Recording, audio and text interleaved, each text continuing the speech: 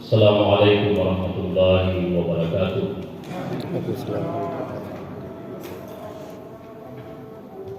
Alhamdulillahirabbil alamin. Wa bihi nasta'inu ala umuri dunya waddin. Asyhadu an la ilaha illallah wahdahu la syarika lah. Wa asyhadu anna Muhammadar Rasulullah. Allahumma shalli ala Muhammadin wa ala alihi wa sahbihi ajma'in. Amma ba'd. Hadirin jemaah salat Isya dan Tarawih yang kami hormati. Alhamdulillah, kalau tidak salah itu malam ini sudah malam ke-28. Alhamdulillah.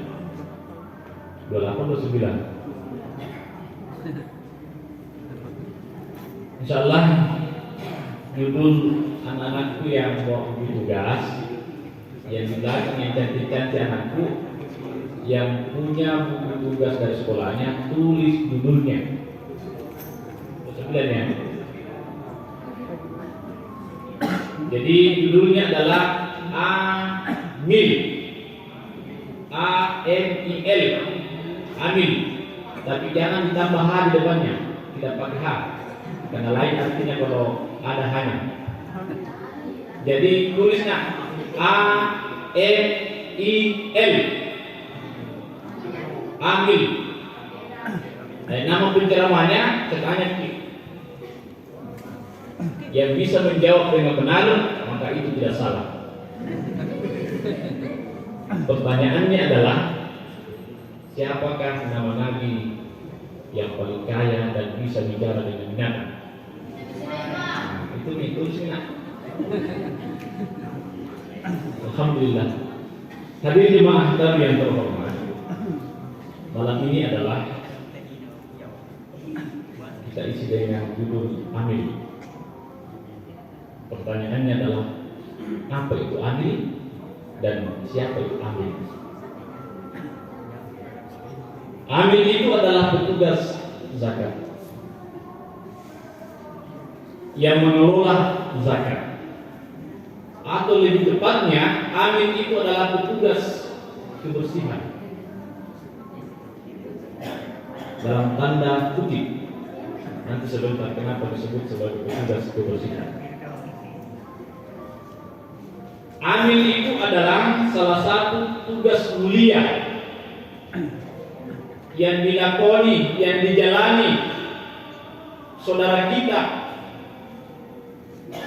mulia di dunia, lebih-lebih mulia di akhirat di hadapan Allah Subhanahu wa taala.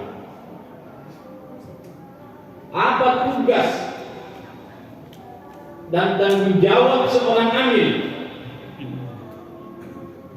Pertama, amil itu mengumpul atau menghimpun zakat, infak dan sedekah.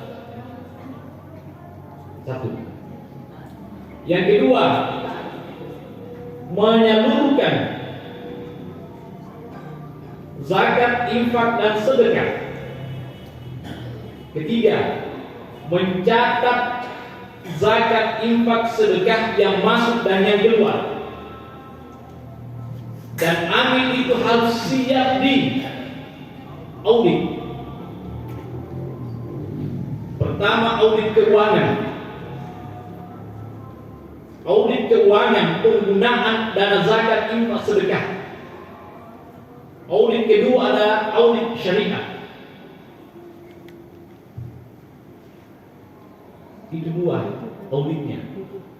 Alhamdulillah, kebetulan saya ambil di Lazismu 4 tahun berturut-turut ini. Kami di Lazismu itu di audit keuangan dan audit syariah. Alhamdulillah, auditnya hasilnya adalah WDP, dan auditnya bukan internal, bukan dari wilayah, tapi langsung pusat. Pusat pun itu dari eksternal. Jadi siap di audit, mempertanggungjawabkan secara moral penggunaan dana zakat. Dan amil itu harus jelas statusnya, harus punya SK dari pemerintah atau lembaga resmi. Jadi di wajib ini hanya 3 lembaga penghimpun zakat yang resmi yang dapat pengakuan dari negara melalui Kementerian Agama. 1. Basnas. Yang kedua, Ilazismu, lembaga amil zakat infak sedekah Muhammadiyah.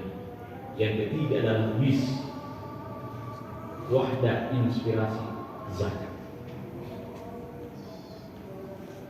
Tidak boleh lagi menurut undang-undang perorangan per kelompok menghimpun zakat, menyalurkan zakat tanpa ada surat izin operasional. Undang-undang diatur nomor 23 tahun 2011. Makanya yang resmi. Hadirin jemaah taruh yang terhormat. Amil itu disebut dalam Al-Quran di surah At-Taubah ayat 60. Allah berfirman, A'udzubillahi minasyaitonir rajim. Innamas shadaqatu lil fuqara'i wal masakin wal 'amilina 'alaiha wal mu'allafati qulubuhum wa fir riqabi wal gharimin wa fi sabilillah wa ibnis sabil fariidatan minallah wallahu alimul hakim.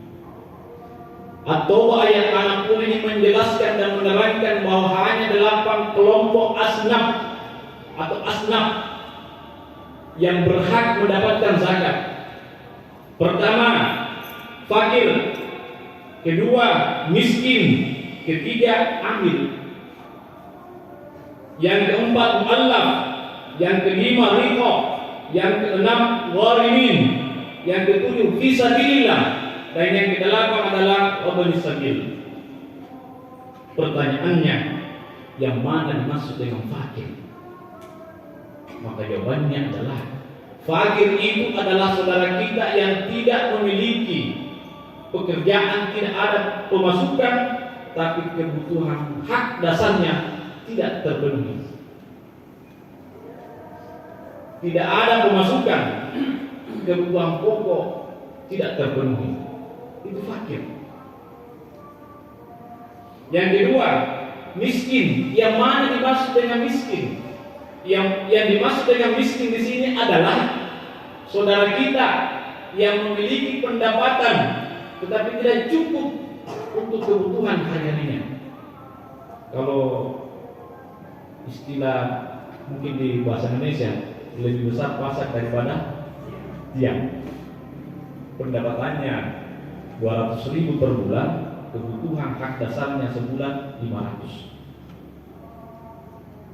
Masuk kategori miskin. Yang ketiga, amil, ya, petugas zakat. Yang keempat, mu'allaf. Yang mana dimaksud dengan mu'allaf?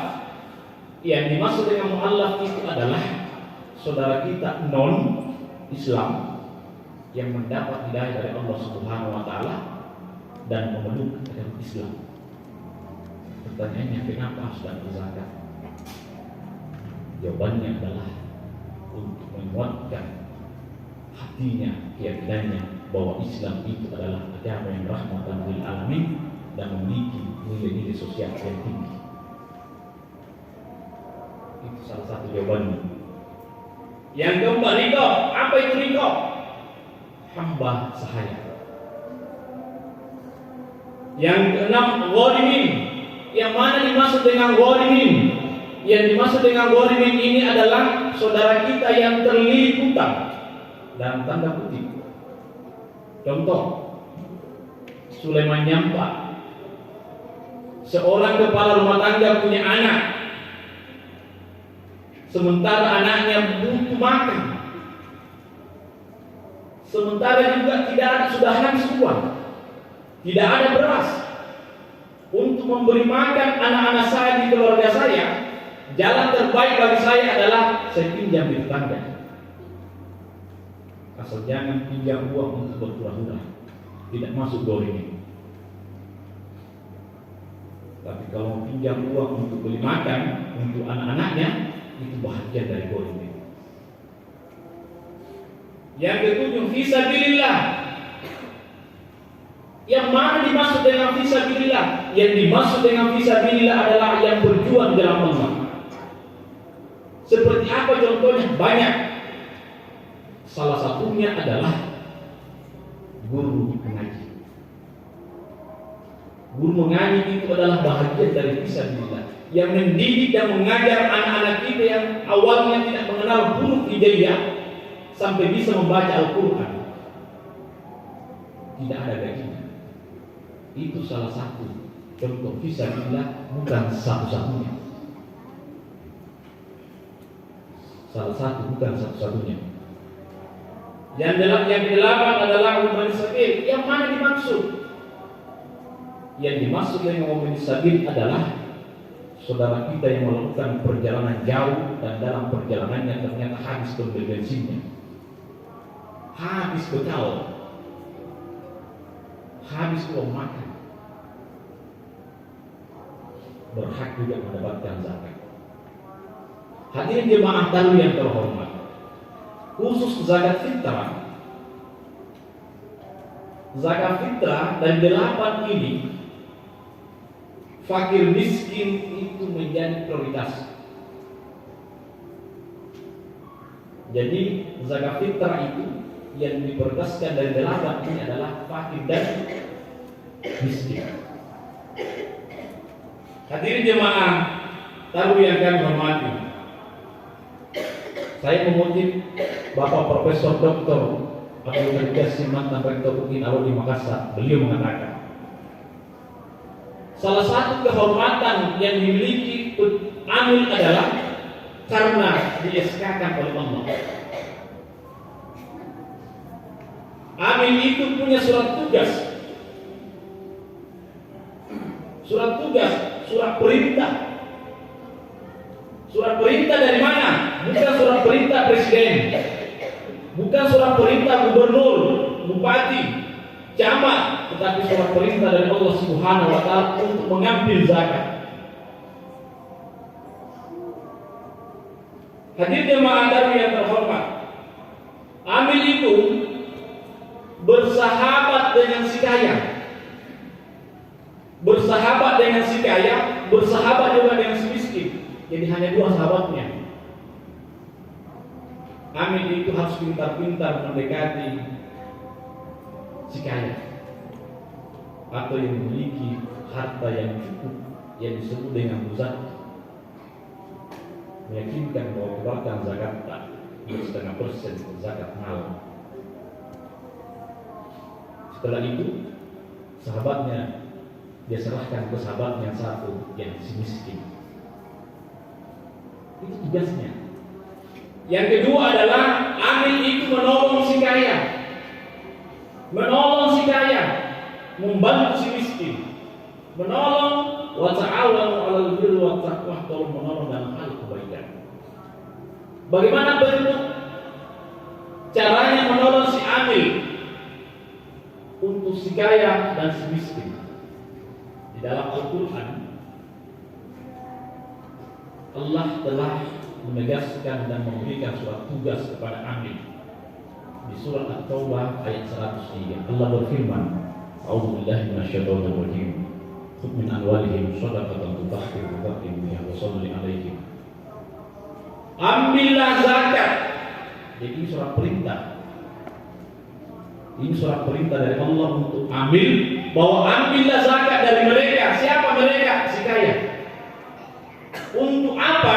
Untuk membersihkan, mensucikan harta si kaya. Jadi tugas amil datang silaturahim dengan si kaya, minta zakat untuk apa? Untuk membersihkan zakat kita, harta kita. Makanya disebut sebagai petugas kebersihan. Konteks ceramah malam ini, apa manfaat dari zakat? Hadirin jemaah yang terhormat, kalau dari sisi manfaat zakat, sudah berapa banyak di Wajong ini, di 14 kecamatan, saudara kita si miskin itu tertolong dan terbantu lewat dana zakat. di rumah sakit umum, saudara kita yang tidak tercover dengan BPJS, alhamdulillah, melalui 3 lembaga ini, salah satunya Lazismu, membantu saudara kita untuk menyelesaikan biaya yang ada di rumah sakit. Itu salah satu manfaat. Konteksnya kesehatan, belum masuk di pendidikan, belum masuk di sosial kemanusiaan. Dan di bulan suci Ramadan ini, kurang lebih 1.000 anak yatim dan duafa yang dapat bantuan dari Lazismu sebagai kado Ramadan. Hadirin jemaah yang terhormat, inilah tugas dan fungsi seorang amil, memahami siapa yang berhak mendapatkan zakat. Dan mudah-mudahan di tahun ini kita semua bisa mengeluarkan zakat, baik zakat fitrah maupun zakat malta. Zakat mal ini 2 indikatornya. Pertama, haul, tahun perjalanan 1 tahun. Yang kedua adalah nisab atau takaran. Kalau dalam perjalanan 1 tahun ada harta senilai 85 gram emas, maka sudah wajib keluar 2,5%. Karena 2,5% itu bukan lagi hak kita, tapi haknya si miskin. Ini yang perlu kita gerakkan bersama di wajib. Kalau kesadaran berzakat ini di wajib kita coba bangun bersama, insya Allah saudara-saudara kita yang dulunya menjadi penerima, insya Allah akan menjadi pemberi. Tapi 2 yang harus dibangun. Pertama, membangun kesadaran berzakat. Yang kedua adalah membangun kepercayaan kepada amil, bagaimana pengelolaannya. Wassalamualaikum warahmatullahi wabarakatuh.